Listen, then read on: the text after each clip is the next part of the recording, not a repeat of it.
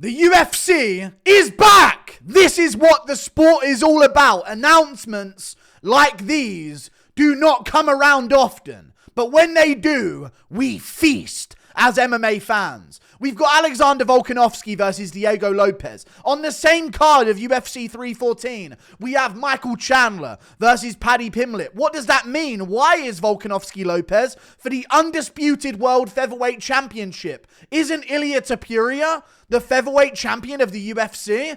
No, he's not. He's vacated the 145-pound world title. He's going up to 155 pounds to potentially face a top contender in order to earn his shot against Islam Makhachev. Or maybe they're going to make him versus Makhachev. But I think that they're going to have him versus a contender, or they would have just announced him versus Makhachev. Why would you miss this opportunity to announce something like that if you knew it was going to happen next? Either way, we've got more.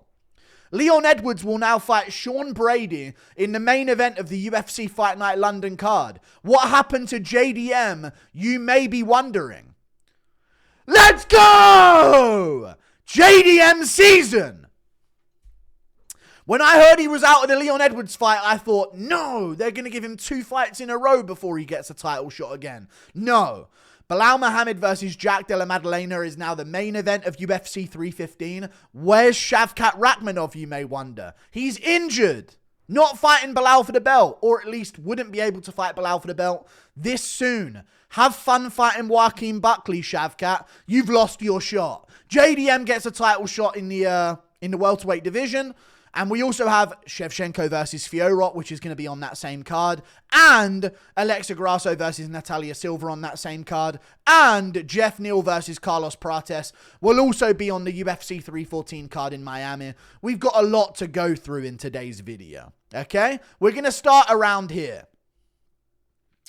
Volkanovski Lopes got announced. I'm going through all of it. There's so much to discuss. Volkanovski versus Lopes got announced. Huge fight. Massive fight. Obviously, everyone's confused over what Ilia's going to do. But we know now Ilia Topuria has left the 145-pound division. Why? He says it's because of the weight cut. You're 5'2". It's not because of the weight cut to 145. Everyone's weight cut is difficult. Welcome to the club. What's the real reason? Ilia wants super fights.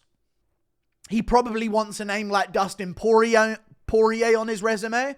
Remember, there's a problem with Poirier right now. They can't find a retirement fight for him. There's a big problem with Poirier. You can't do the Oliveira fight again. You don't really want to have to do the Gaethje fight again. He's also fighting Dan Hooker coming up soon. You can't really do the other. You know, there's a lot that they can't do, or they can't make a big enough fight for Poirier right now. So the answer could be Ilia Topuria versus Dustin Poirier. I think Ilia just wants an option to move up to 55 for super fights, to track down Makhachev before he potentially retires.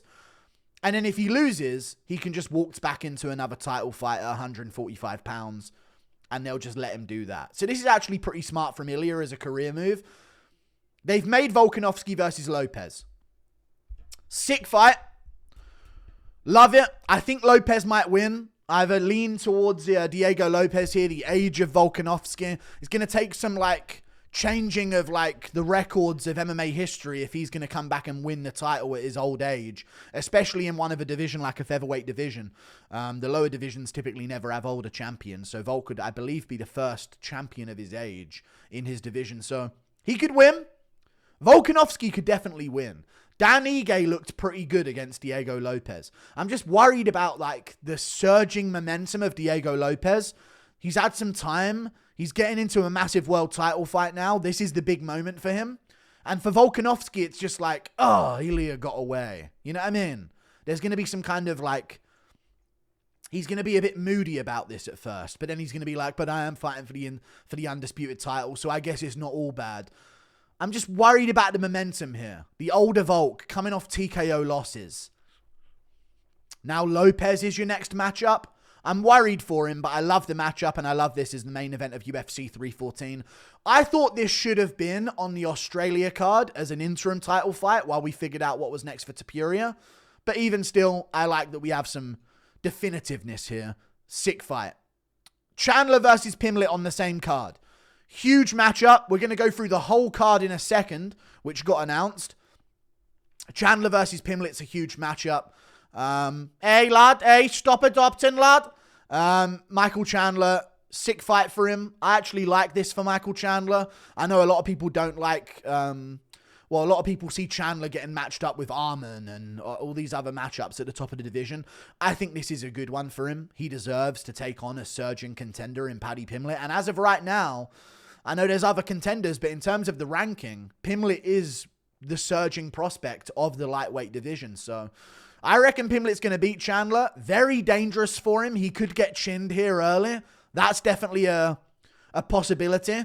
But we ain't seen Chandler chin nobody in how long now? Add another Oliveira fight to the list of the amount of people that he didn't chin, even though he hurt him badly in the later rounds. I actually like this for Pimblett, and I think Pimblett's pretty underrated. And I think if he has Chandler in a moment of trouble that constantly seems to happen to Chandler in fights, it will be a very quick finish for Pimblett here. If he does end up leaving Chandler in some level of trouble, I think he's got the ability to do so. He could not. But time's not on Chandler's side, and time is on Pimblett's side. So I'm really looking forward to this matchup as well at UFC 314. Other than that, at UFC 314, we'll get into the other news as well, because there's so much more. We have fights, Yair Rodriguez versus Patricio Pitbull. Sick fight. Sick fight. Amazing fight. We've been waiting for Pitbull to come to the UFC for a long time. He's now in. He has a win over Chandler. In Bellator, he knocked him out badly, actually. And then a few back of the head shots, a little bit of an early stoppage, is what it is. But Pitbull's very good. Not at the peak anymore of his game, but the UFC's just been like, oh, you want to join the UFC? Here's Yair in your debut. I reckon Yair beats the shit out of him. So that's a really bad matchup for him, but I love the matchup on the card, UFC 314. Then we got Jeff Neal, Carlos Prates. Right there, fourth fight down on the card. Sick matchup. I've got Carlos Prates, but Jeff Neal is the dangerous contender that's going to give him that test. If he does to Jeff Neal what he has done to every other contender so far, he's a real fucking deal. And he's going to be a problem for anyone in the welterweight division. This is where we find out where you're at, though. Because this could end up being a to and throw war. A back and forth battle to a decision. So we'll see what happens here. It would be good to see a little bit more of Carlos Prates' game. But if he goes out there and smokes Jeff Neal, he's right away going to be looking towards names in the top 5 of the welterweight division for a title shot. So, huge matchup also on the card. We got Nikita Krylov versus Dominic Reyes. I think Krylov's going to beat the shit out of Reyes. Sick fight, though. Love it. Dan Ige versus Sean Woodson. Sean Woodson finally gets a ranked opponent at featherweight. Good. He deserves it. Yan Xiaonan, Werner Jandiroba. Yak. Jim Miller, Chase Hooper. Sick fight. OG versus the opposite of an OG. Unk versus Nephew. It's going down on the prelims of UFC 314. Sick fights. Also some shitty prelims as well. But Darren Elkins is back. Hey, what do you know? Ilia to 155. What's going on? We got options. In my opinion, the 4 options. We got make the Islam Makhachev fight immediately. Topuria's knocking Islam out. Defend your title a few times, bruh. It's already happened. So I don't know why people are talking about this like there's some discussion. It's done. You know what I mean? Defend your title a few times. He's left. The division's moving on. The news has happened. Let's readjust our communication to effective communication that actually matters in the modern time that we're in the present, okay? The decision has happened. Regardless what you think about it, who's he fighting at 155? I don't think he's getting Islam Makhachev. I don't think he's getting Islam Makhachev. You want to know why? I think if he was, they would have announced it now. There's no reason they wouldn't have. Huge announcements going down. They wouldn't have been like, and we're still not sure about Ilia. We're working that out. If they were working it out with Makhachev, there's no other option for Makhachev to fight anyone but Ilia. So why wouldn't they just announce that? I don't think it's Islam Makhachev. That's why. I believe that on International Fight Week, Ilia Topuria, my best guess is him versus Dustin Poirier. That's my best guess. There's 2 other guesses. There's Oliveira and there's Arman. I think they're going to do Oliveira versus Arman Tsarukyan too. I think they're going to do that. And if they do that, they leave Ilia versus Poirier. Poirier is looking for a big matchup for his final fight in the UFC. What better than a very top current pound for pound level fighter and technically still a champion What better than Ilia Topuria? You know, if Ilia wins, he adds a Poirier name to his resume, which would be insane, and that would make his last 3 wins Volkanovski, Holloway, Poirier, and then potentially looking for a Makhachev. Let him try it. But for Poirier, he would see a top-ranked guy in Ilia who's on the pound-for-pound list and is like a big... If Poirier were to win this one in his retirement, 1, he'd probably be back in title elimination bout and they wouldn't like let him retire. Or 2, this would be another sick legacy win to have on his resume to raise his career's stock before the end. That's what he wants. That's what Poirier wants. He wants to improve his stock of his overall career and legacy with a win. I reckon I see Ilia Topuria versus Dustin Poirier. If not, 2 other options are Oliveira and Arman. They could do Oliveira Poirier 2. I doubt it, but they could do that, and then Arman versus Ilia, because that way, no matter who wins out of Arman Tsarukyan versus Ilia Topuria, the winner is going to be warranting a title shot. You know what I mean? The winner should get a title shot in the lightweight division. So I say book it soon. June, latest. Latest in June. Make that fight happen. Islam Makhachev comes back in October, and this gives Ilia Topuria time to build into the lightweight division. You know, last time he took a fight at lightweight, he took it on short notice, nearly got head kick KO by Jai Herbert.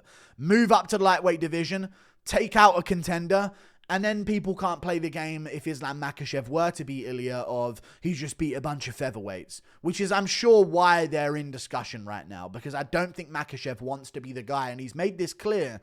He doesn't want to be the guy that just took out a bunch of featherweights. He wants Ilia to prove himself at 155, so I think that's what's going to happen. They're going to put Makhachev on ice. They're going to make Ilia Topuria versus Dustin Poirier. They're going to make Oliveira versus Arman Tsarukyan too. And I'm telling you, they're going to do Moicano versus Holloway. I'm rooting for my boy Moicano to get that Holloway fight. Either way, sick fights.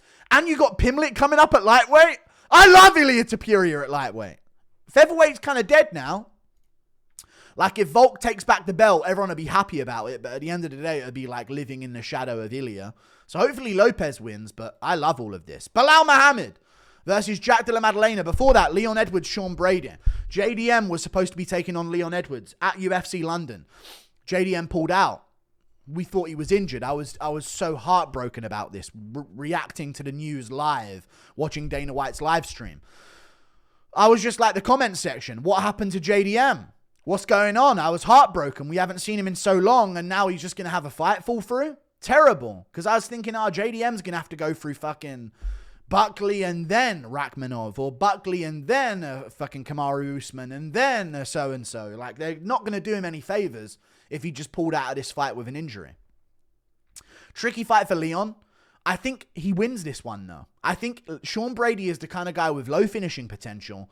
Can wet blanket, but maybe not as well as Belal. Maybe as well as Belal, though. He did look good in his last fight. I think Edwards can beat a guy like Brady, who doesn't have much finishing potential and isn't as much of a threat on the feet. If you're not as much of a threat on the feet, I know Belal did it, but that fight with Belal was actually pretty close between him and Edwards. I know Belal dominated certain rounds, but there were other rounds. If you give me a collection of 5 different elbows to assign to specific rounds of the Edwards-Belal fight, you could probably give Edwards a win. If I was like, okay, give him 3 elbows at the end of round 3. And now just add 1 more elbow at the end of round 5 and 1 in the middle of this round, and all of a sudden Edwards has won. You know what I mean? It was a close fight, even though Belal did clearly win and dominate the rounds that he did. I think Edwards beat Sean Brady, especially because Sean Brady has stepped in on short notice. It's not too short of notice, but it is just over 4 weeks. Not ideal for him. Then you got Belal Muhammad versus JDM. JDM is going to fucking obliterate Belal Muhammad, and I won't hear anything else. You can hold him down all you want. JDM's going to fucking tee off on Belal Muhammad and shatter that fucking nose. You see, JDM don't think he looks at that. You don't think JDM looks at that nose and thinks, God, what a good canvas to destroy. That's what JDM wants. He's seeking to make everyone feel the pain that he feels with his nose. And Belal's is the perfect fucking candidate. You know what I mean? I reckon JDM does beat Belal Muhammad. I was worried about the matchup before this fight was announced for some bizarre reason. But now that it's announced, God damn it, I just know JDM beats the fuck out of this bitch. Okay? He's going to smoke Belal. There will be moments where Belal holds him down, but then in the moments when he gets his separation that Edwards did, it's not going to be him fucking babying around like Edwards hesitating. Yeah, I'm scared. It's 5 a.m. It's going to be none of that. He's going to walk down Belal and put him away. I got JDM over Belal Muhammad. I got JDM going down as the welterweight GOAT. I love this for JDM, by the way. He was going to get done so dirty because I already thought he's the most deserving of a title fight over Shavkat. You know what I mean? Before Shavkat got his win over Ian Gary. But then they made that fight and I was like, fuck, that sucks. But at least he got the Edwards one. So I'm glad that it all worked out for JDM. He gets the title fight in the end. We got dumbass fucking bitches over here saying shit like, what we got over here? What happened to Belal Shavkat? That's what we've been waiting for. Like, yeah, obviously something's happened to Shavkat, hasn't it? Use some, like, deductive reasoning, you know? Some process of elimination. Obviously, Shavkat is injured and can't take the fight. Logically, we can come to that conclusion. Sick fight, though, for the UFC 315 card. I was worried the UFC 315 card was going to get this as a main event. You weren't far off it, trust me. Shevchenko versus Fiorot. Sick fight for Canada. Not the best, but it is what it is. This can build up the winner of it versus Zhang Weili at 125 pounds. So just sort of like go into this fight with that narrative that the winner will be taking on Zhang Weili. But yeah, that's a fight that got added as well, I guess. This is also on the card, Alexa Grasso versus Natalia Silva.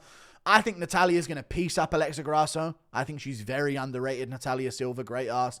Wicked talent as well, very, very good fighter. So I might lean towards Natalia Silva here. And of course, we've got this as well. Wow! Whoa! I feel like I'm in a fever dream right now. The UFC was so stale for so long. And now we've got all of these conversations. I'm telling you, it won't be Makhachev Topuria yet, or they would have announced it. Speculation doesn't mean the best possible outcome. Very rarely does speculation and we don't know yet and we're working on it mean we've got the best possible outcome. They don't want you to speculate if it is the best possible outcome. They want you to speculate and wonder, who's he going to fight at 155? What's going on? If it's going to be something not the best, but still good. I think it's going to be Dustin Poirier. That's my bet. I'm putting it out there. I reckon Poirier's problematic retirement fight stipulations will be answered perfectly by Ilia Topuria. I think so. I think they'll be answered perfectly by Ilia Topuria because, remember, Poirier wants to fight a big name for his retirement fight. He's not going to get Pimblett or any of these other guys. He don't want to fight Chandler again, obviously. He's open to the idea of a Gaethje fight, but Gaethje's fighting Dan Hooker, and if he wins or loses, he'll probably need 5 to 6 months off anyway, so you're not going to fight Dan Hooker again. You're not going to get a Charles Oliveira rematch. You're not going to fight Arman Tsarukyan because you train together. Who could Poirier be fighting? Who's a big enough name to warrant Poirier accepting them as a retirement matchup because he knows that they could add to his legacy? Even if they will not get him to a title shot. It's Ilia. I think it's going to be Ilia Topuria versus Dustin Poirier. Oliveira versus Tsarukyan 2, and Makhachev will wait and see. Sick! Can you imagine? 2025, Topuria has now set himself up for a name of Tsarukyan, Oliveira, or Poirier, which I think is Poirier, and then Makhachev if he wins. You're talking about a guy in Ilia Topuria here, who would then be, by the end of 2025, on a win streak of, a 4-fight win streak of, Volkanovski by KO, Holloway by KO. Who knows Dustin Poirier if he wins? Tricky fight for him, though. I could see Poirier winning that one for sure. Ilia's not going to be a big 155er. He's not going to be as imposing out there, which he needs to be at 145. So there's going to be problems for him. But also, he would then go Volkanovski, Holloway. If he beats Poirier or Oliveira, and then Makhachev, the legacy haul would be goated. I don't know if you could deny him then. So let's see him go for it. Other than that, though, this leaves Merab's move to 145 a lot more open. And if you don't see some kind of bad blood matchup between Merab and Evloev at the end of all of this, I don't know what to tell you. I could so see that. Lopes beats Volk, Evlo, Evan Volk.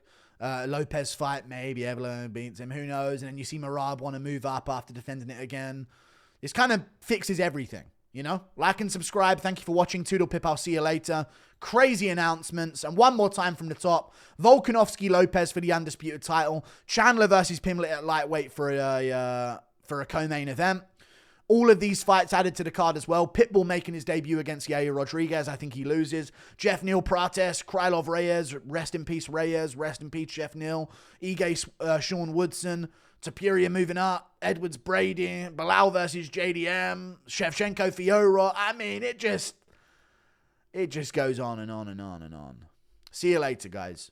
Goodbye. You cooked today, Dana. You did good. Good job, pig. I'm the pig, I guess. See you later. Goodbye. Wicked. Sick. I needed this in life. I was losing my way in life. What am I doing? What are these Apex fight nights? I feel like I'm in a fog. I have a brain fog. Whenever there's Apex fight nights, I feel like I'm like wading through the fight night events. Another week of shit. Yeah, and now we got this. I'm amped.